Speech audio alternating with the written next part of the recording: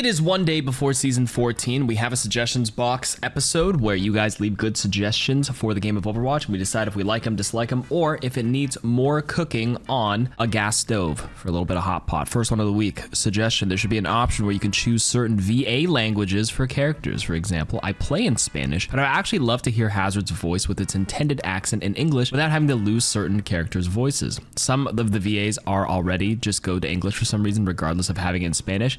It can't be that difficult to enable that. I actually agree. I think this is a great suggestion. I think this should have been in the game since day one, having like a localized version of the game that you play on, but then having an option to toggle the default game. I think obviously English is the most universally spoken language in the world, and Blizzard's a US company, and I think people who play a different language should be able to opt into English specifically for the voices, because I do think it honors the character, and the VAs are very passionate about their characters, and I do think it's good. Suggestion: Widow should not be able to one-shot anyone instantly except for maybe Tracer. Make it so her gun shoots a bullet that deals a specific amount of damage and then do the rest as a dot damage. For example, keep the maximum damage of each bullet the same, but the last 50 is done as dot. That way you have a small window before dying where you can heal to save yourself. Alternatively, you can increase her fire rate but lower the damage so it's no longer a one-shot. That is something that Black Widow does in Marvel Rivals, but I say that, but at the same time, Black Widow's kind of ass in the game right now, in my opinion, because like there's so much dive in that game where you can just get jumped, and the fact that you have to 2-3 shot, because I think a lot of people's HP breakpoints are not within Black Widow's kill range. So if we have it where Widow doesn't one shot anymore, it makes the character feel like complete ass. And like, obviously a lot of people here are biased, be like, yeah, Widowmaker needs to be ass, like we don't need the one shots in the game. But as someone who advocates for good balance in the game and keeping the sniper archetype, they suggested this in previous episodes of suggestions box. I didn't like it at first, but over time it's the suggestion about sniper glint or something, or scope glint, where if the Widow is aiming at you, you hear a sound, you see like a laser, you see like a line, kind of like Vindicta and Deadlock, where you hear the high-pitched whirring sound when you know she's aiming down at you, to give a little bit more counterplay. That probably would be the area that I would go to, but I don't know. If you lose the one shot, to me, it just makes the character, in Overwatch specifically, other games can do like the 2-3 shot snipers, but to me, it makes her like completely unplayable. Suggestions: Zenyatta using his ultimate and body blocking bullets or non-splash abilities should count towards the damage mitigated. Anything done to an ulting Zen is effectively negated.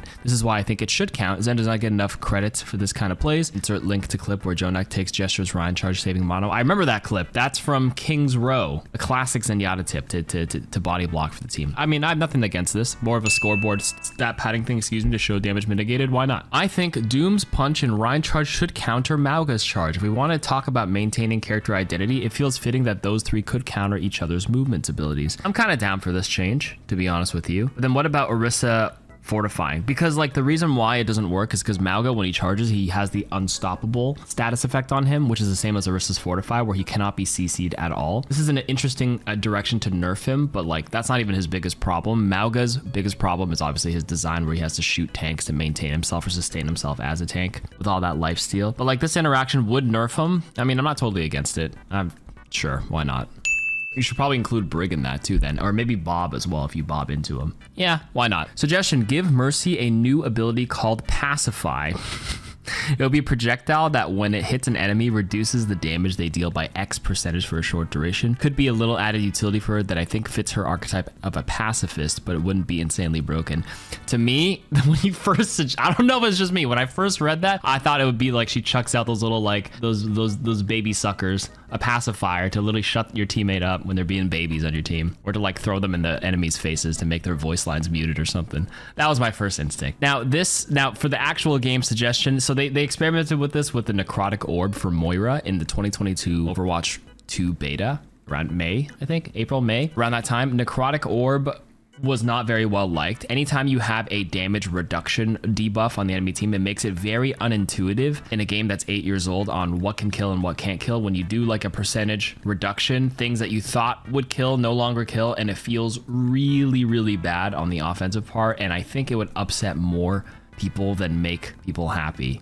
Like it would make the small population of Mercy maybe a bit happy if you have an extra ability. Where would you bind it to? What button? But then everybody else would just be even more frustrated playing against it. I've always said Mercy by design is a bit passive, but I think that's okay. Like she has very active movement, but like in terms of like offensive firepower, unless you're blasting Barbie blasting and Katrinaing the backline, she's generally a pretty passive hero, and I think that's okay. Like I think that play style is totally fine for the game, especially because this is a casual game. But no, probably not.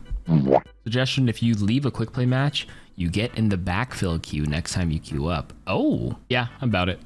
Stop leaving games, guys. Like if you have an emergency to like attend to, sure, but like quick play matches are under 10 minutes. Don't queue up if you have don't have 10 minutes to spare. Occasionally shit will happen. Maybe there's like a little forgiveness too, like not just a first time leaving, but if you're a chronic leaver, the first penalty should be like backfilling only for like a game or two. That would probably be a better solution, maybe. I'm not sure if there's any cons to this. If anybody's smarter than me with matchmaking algorithms, let me know. Bruh, suggestion, please, dear God, get tanks out of deathmatch. I'm not typing a bunch of ish. You're smart enough to figure it out. It's so dumb, it causes no DPS to be viable. Yeah, disproportional. Well, a lot of damage heroes have more effective range in deathmatch, which is something to consider, but tanks in the game modes that are not roll queue, like arcade and deathmatch, are inherently imbalanced because of their weird HP pool sizes. I can bitch about this every week. Roadhog has a pretty limited range and he could go for some easy kills, but 600 HP is a lot to burn through. I think in deathmatch you definitely need more considerations for their HP pools for sure, but I wouldn't say get tanks out of deathmatch. I'd say take a look at the HP pool and tune accordingly. I think Blizzard, I know they don't give a shit about the non-roll queue stuff, but I do think it's worth the effort to not piss off the last 20% of your player base actually playing arcade open queue deathmatch with proper tuning of the HP. It doesn't have to be perfectly balanced, but that's the first thing they should probably tackle. So, I put the question mark here because you're bringing up the tanks. That's something we should look into, but not just get rid of them. Suggestion: there should be an option to change all mythic weapons to not produce unique sounds like bullet shot in certain voice lines. I know this is what makes a skin unique, but I often find some skin sounds trigger my mesophonia, like Ash's gun. I actually don't even know what that is. I'm gonna look that up. It only changes the user experience and will not change the other players, but it'll definitely help people who suffer from their inability to handle the filter. I'm learning new things every day. A disorder that triggers emotional or physiological responses that some may perceive as unreasonable given the circumstances. Basically, they describe it when a sound drives you crazy. Basically, the doorbell for my dog, right? No, but on the real though, thank you for teaching me this new term. Number two, I don't see why not. Like, Overwatch is known for being a very accessible game, being very casual, having heroes with very accessible hero kits to appeal to a mass population, casting a wide net, and having a more customizable option to turn on and off different knobs to make your gaming experience better is something that I do think they should do.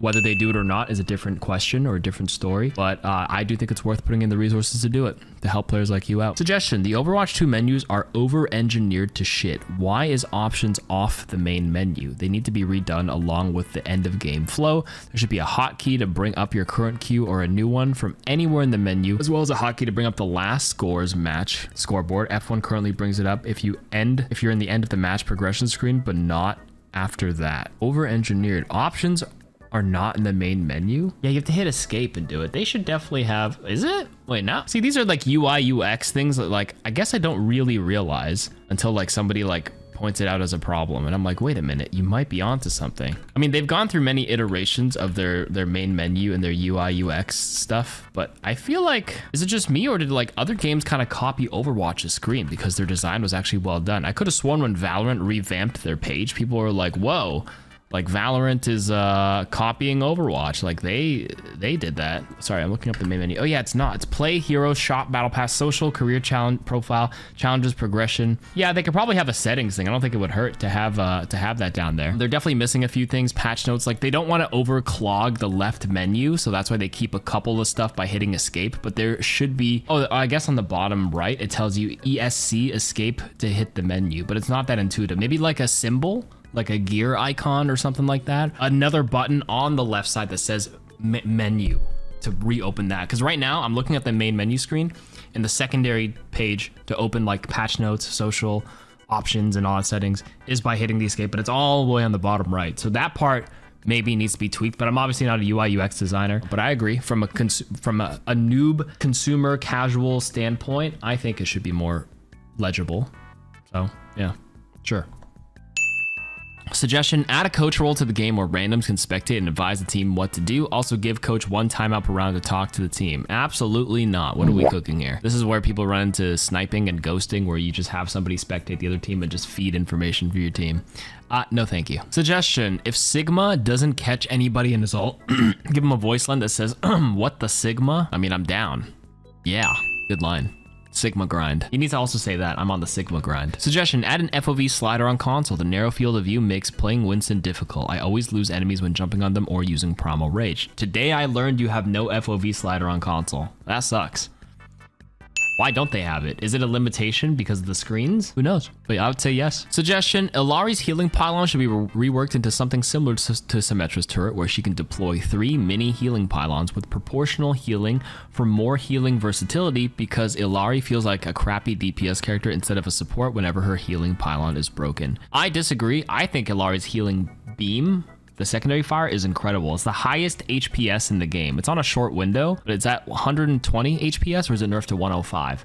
That is the fastest healing over time besides Zenyatta's ultimate, and like outside of ultimates, excuse me, I should clarify. But deploying 3 mini pylons with proportional healing of the current one would feel like shit when you split the healing up into 3. It's like barely anything. Maybe an option to split it up in certain cases, sure, but that overcomplicates a kit that doesn't need to be overcomplicated. She's simple and easy for a reason. But no, I actually think Illari is kind of decent, to be honest with you. And there was a phase for the last couple of seasons where she was like the highest win rate hero. Suggestion, nerf everyone's asses. I keep losing games because I can't stop looking at them. Definitely no other reason than that.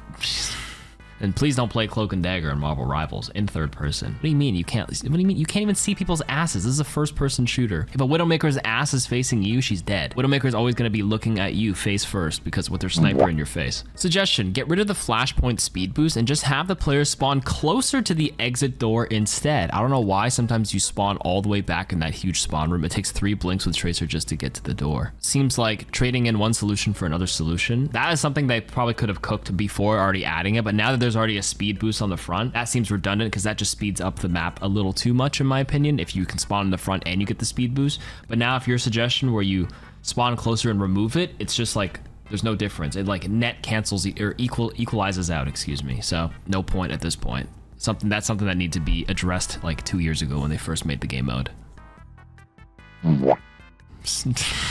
Suggestion, KarQ should make a ping in-depth video ASAP. This is an inside joke for those who don't know, because I interviewed Gavin Winter, the systems designer who made the ping system 2 years ago, and I was like, I'm gonna make a ping system video that like a lot of intricate details on it. Never got around to it, so people give me shit all the time for not working on it. My bad. Anyways, that's it for me this week. Thanks for listening.